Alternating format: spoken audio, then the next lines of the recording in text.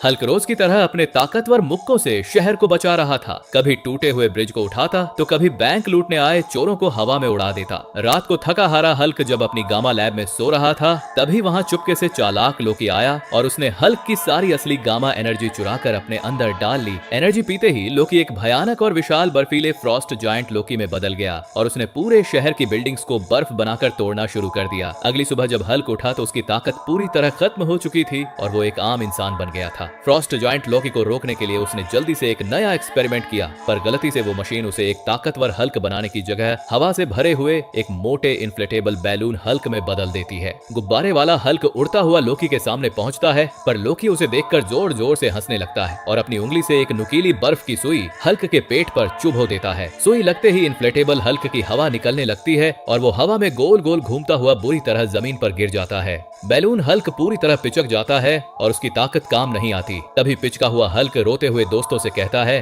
दोस्तों मुझे इस इविल लोकी को हराना है। जल्दी से लाइक और सब्सक्राइब करके मुझे अपनी पावर दो ताकि मेरा बैलून रूप और ताकतवर हो जाए। जैसे ही आपका प्यार मिलता है, पिचके हुए हल्क के अंदर अचानक आसमान से एक भयानक चमकती हुई आग घुसने लगती है और वो एक अल्टीमेट वोल्केनो हल्क बन जाता है जिसके अंदर से उबलता हुआ लावा निकल रहा था। तभी आसमान से स्पाइडरमैन आता है और फ्रॉस्ट जायंट लोकी की आंखों पर अपना जाल फेंककर उसे अंधा कर देता है। मौका देखते ही वोल्केनो हल्क हवा में कूदता है और एक जोरदार आग के धमाके के साथ लोकी के जबड़े पर ऐसी लात मारता है कि लोकी की सारी बर्फ वहीं चकनाचूर हो जाती है और हल्क शहर का नया सबसे बड़ा हीरो बन जाता है।